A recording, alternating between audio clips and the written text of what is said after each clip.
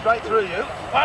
Players today really just got the feel of the lush turf that is the sports centre these days. A magnificent playing field for what we hope is an equally good game. They just went through their moves and stretched out the legs a little, and they look sharp.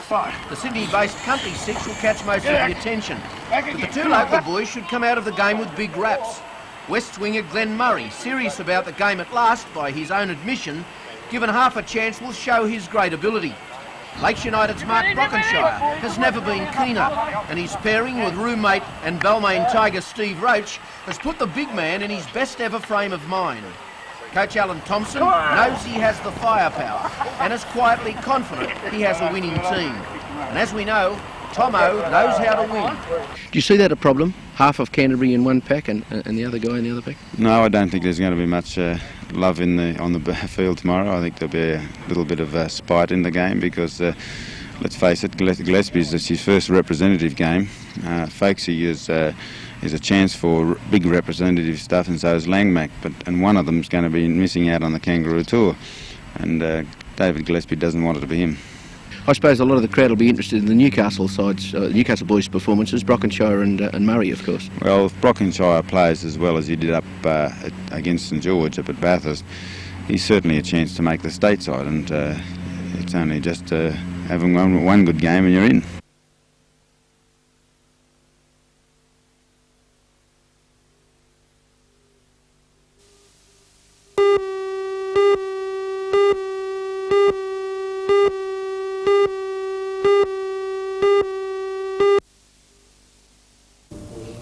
The official opening of the exhibition is tonight at the gallery, and both artists are recognised as among the leaders in their field.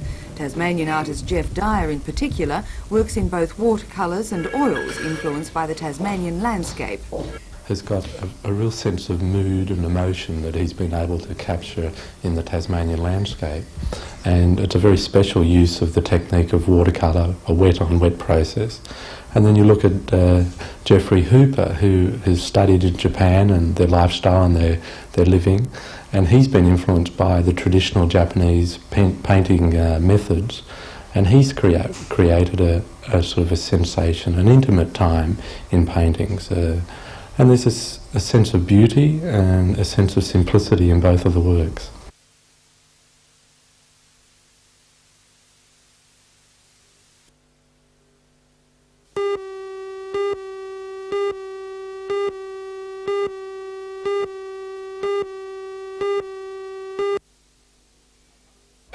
A large crane was called in to stabilise the vehicle while hydraulic jacks were used to prise apart the wreckage.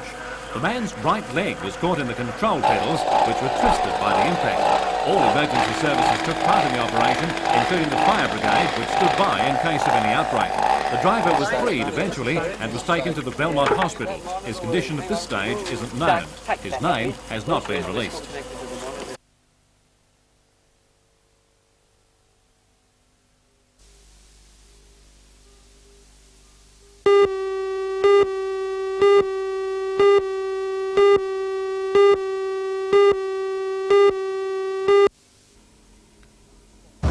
Just before 1 o'clock, a man entered the National Australia Bank at 559 Hunter Street and demanded money. He was handed an unknown amount and left on foot towards the west, carrying a cardboard box containing a plastic bag with the money inside. It's believed he was armed with a shortened firearm. He's described as 183 centimetres tall, with dark shoulder-length hair, wearing blue T-shirt and jeans and mirror sunglasses.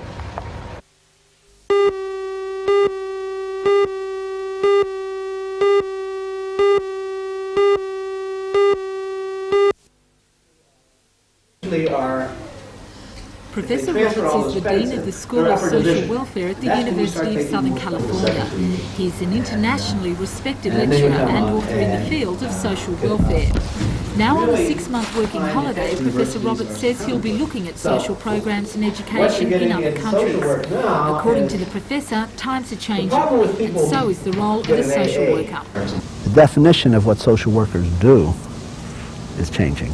I think, at least in the United States, fewer professionally trained social workers are involved in providing concrete resources, financial services. That we now have an occupation called eligibility workers, and that professionally trained social workers tend to focus more on the psychosocial aspects of people's problems. Has the role of social workers changed? I can't answer in Australia. In the United States, it really has become more professionalized, all right? And recognize many states, California one of them, social workers are licensed. They sit for examinations, they have oral interviews, much the way a physician is. The question is, you know, whether social work should be kind of a social political reform movement or a more professional, technological profession. In the United States, it's moving in that direction, there's no question.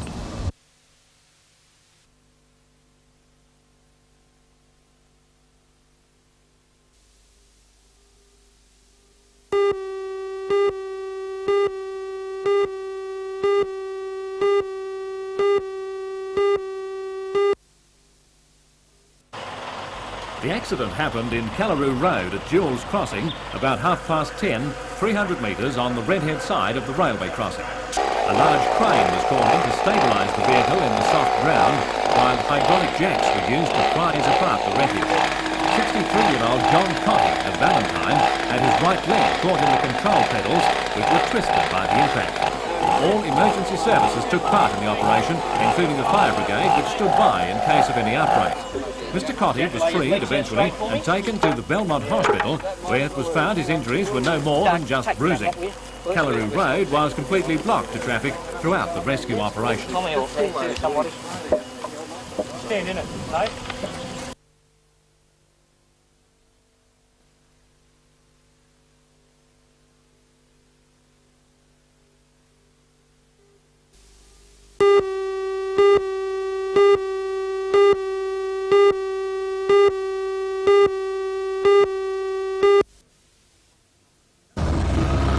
Just before 1 o'clock, a man in his mid-20s entered the National Australia Bank at 559 Hunter Street and demanded money. Detectives working on the case say he confronted a female teller and passed her a bag, demanding that she fill it with notes. It's believed he was carrying a shortened firearm at the time of the robbery. After being handed a large but undisclosed sum of money, he left on foot towards the west, carrying a cardboard box containing a plastic bag with the money inside. The man wanted in connection with the hold-up is described as 183 centimetres tall, with dark shoulder-length hair, wearing blue t-shirt and jeans and mirror sunglasses.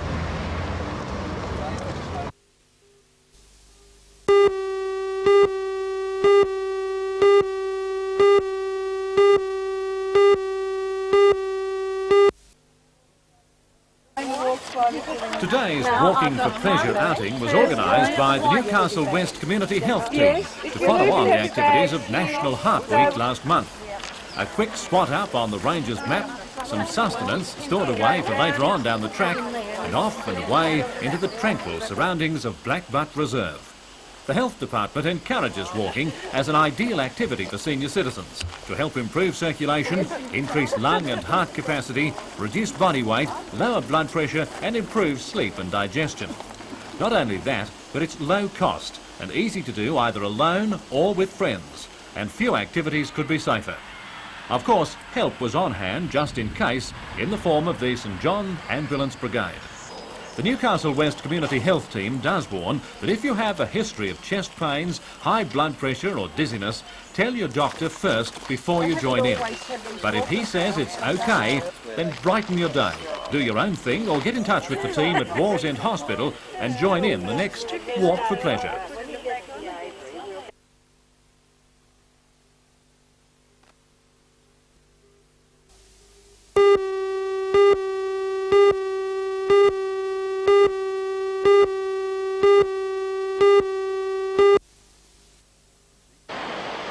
The beach improvement program has been underway statewide for 10 years now, and some local beaches, most recently Caves Beach, have received a facelift. Now it's the turn of Bar Beach and Merriweather, along with Horseshoe Beach, Nelson Bay and Shoal Bay. In all cases, the work includes rebuilding eroded sand dunes, new fencing, tree planting and landscaping. The various local councils will do the work, with the $500,000 cost being paid for by the Department of Public Works. At Bar Beach, the stormwater drain will be relocated further south near the bluff, and it will become the single stormwater outlet for the entire stretch to Merewether. The Merewether outlet will be removed. It's at the long-neglected Horseshoe Beach near the entrance to the harbour that perhaps the greatest changes will take place. To complement the harbour foreshore redevelopment, the Bitu bush will be removed and replaced with native plants. The sand dunes will be rebuilt, new pathways laid and extra car parking provided. When the landscaping is finished by summer, the department hopes more people will use the beach.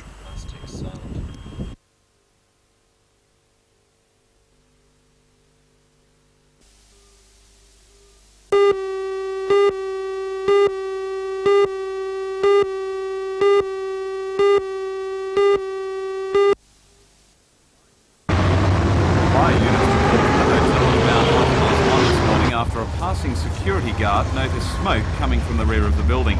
The fire was contained to the accommodation section of the hotel, and manager Don Graham estimates the damage bill will be about $100,000. But despite the fire, it'll be trading as normal today.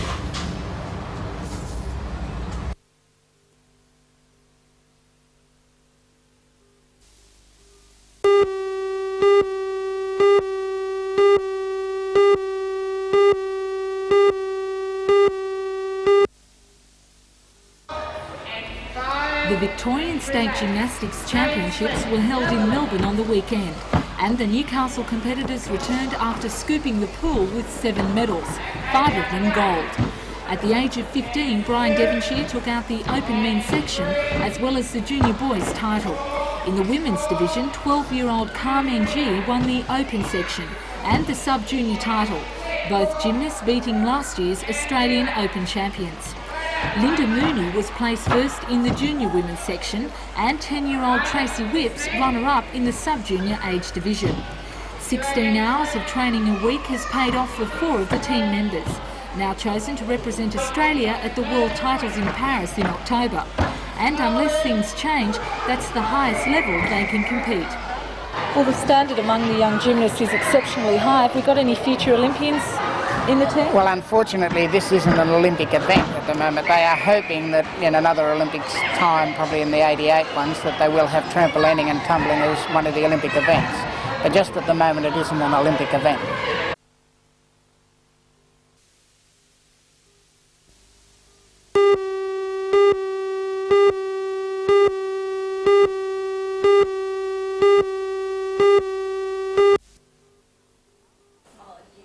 The armed hold-up took place about 8:30 last night. Belmont police say a man wearing a balaclava and armed with a .22 calibre rifle entered the Belmont Bowling Club. He approached the office and demanded money of a club official. Police say a sum of money was handed over, but in the process the man was distracted and turned his head away. Police say the man was challenged in the club and a scuffle broke out. Police say they were alerted by a telephone call. They were on the scene in minutes and the man was overpowered. Police say the man had been in the club earlier in the evening, but had been asked to leave. He had later returned to commit the robbery. He was taken to Belmont Police Station. During questioning of the man, police units were also sent to a house in Belmont. Police were instructed to approach the building with caution.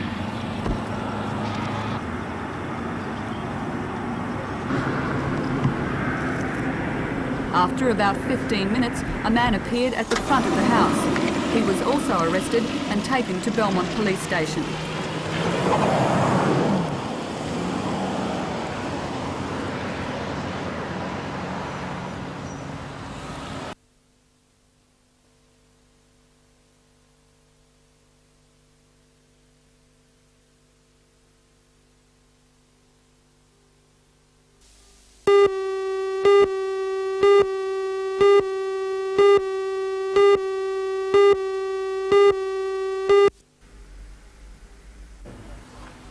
By coming under the New South Wales Incorporated Associations Act, the newly dubbed Matara Festival of Newcastle moves into the realms of big business.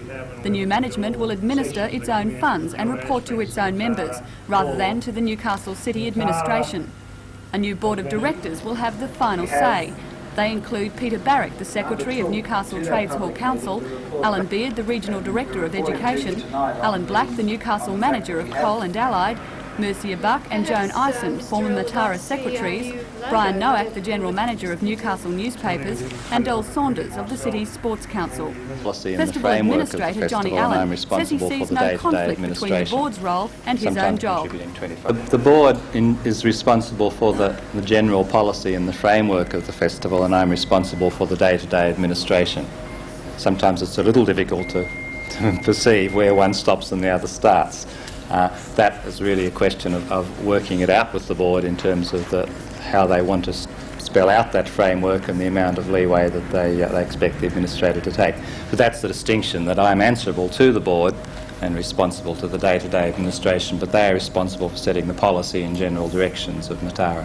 Although no longer run by the city administration, the festival will maintain close ties. The administration remains co-sponsor along with BHP, with both organisations donating $25,000.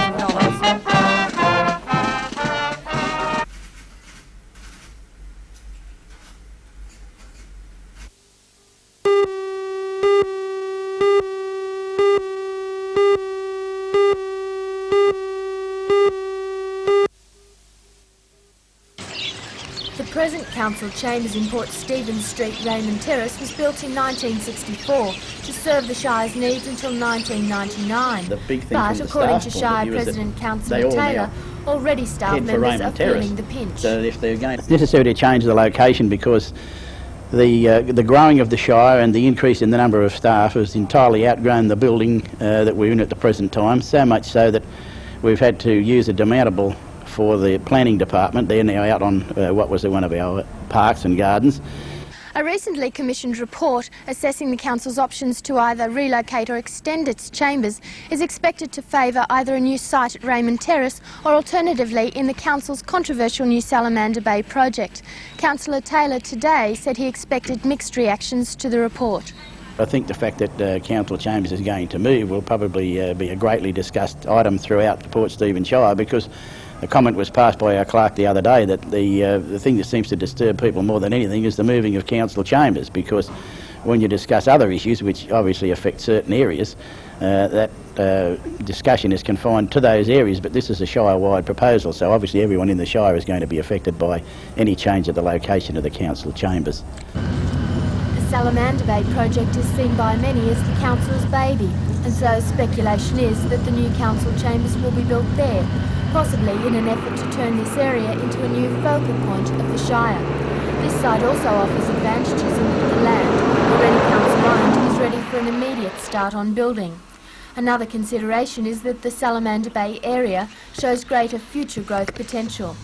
A decision to relocate the chambers there, however, is not likely to please the bulk of the Shire's present residents located in the Raymond Terrace area. It is believed a compromise to be considered would be to keep on the existing council chambers as a branch of the new main administration office. Councillor Taylor was not prepared to speculate today. My options are open at the present time, because I think once we decide that we're going to move or that we're going to have a district office, then the matter of the financing and the economics of it have got to be discussed. Councillor Taylor, what's going to be the likely cost of the project?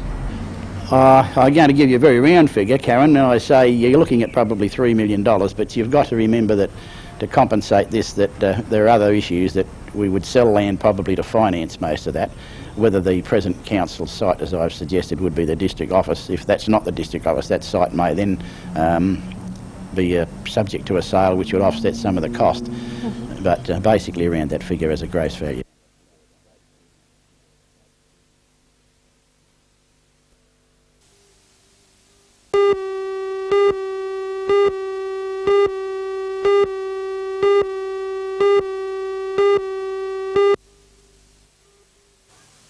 Newcastle United chalked up its fourth draw out of 7 games when it drew 1-1 with Marconi in Sydney last weekend.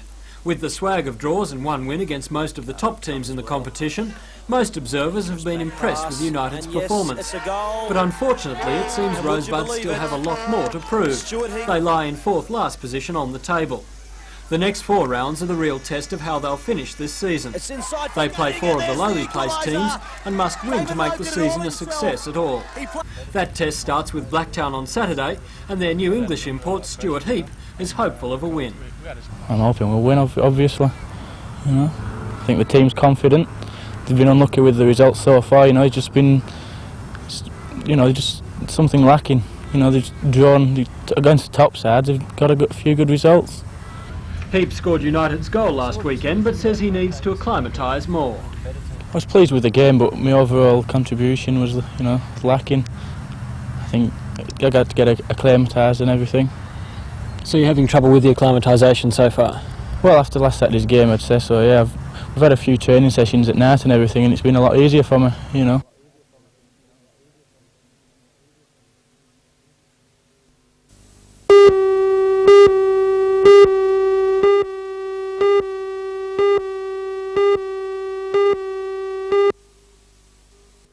Traffic on the Pacific Highway banked up as drivers edged around a fleet of emergency vehicles at the scene of the accident.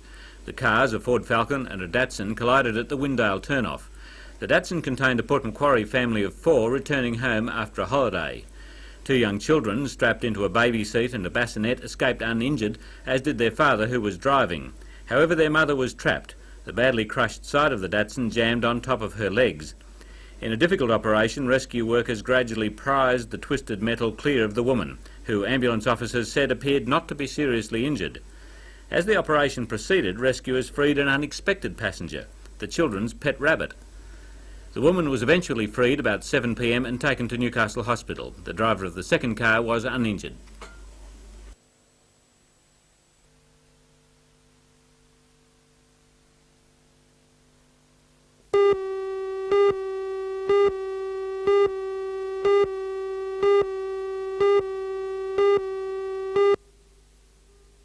The Flying Doctors.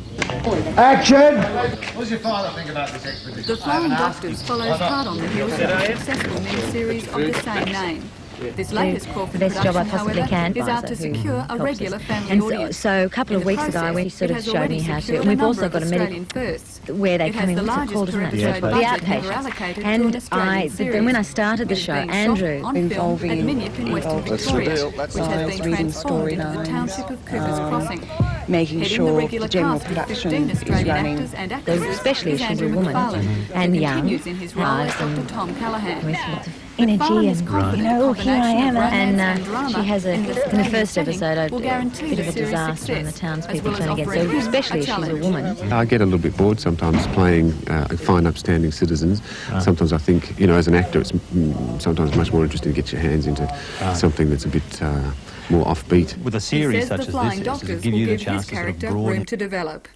As opposed to a mini-series or a self-contained thing, this one's an ongoing one, so each story gives you opportunities to get into areas that maybe you haven't tackled before. You know?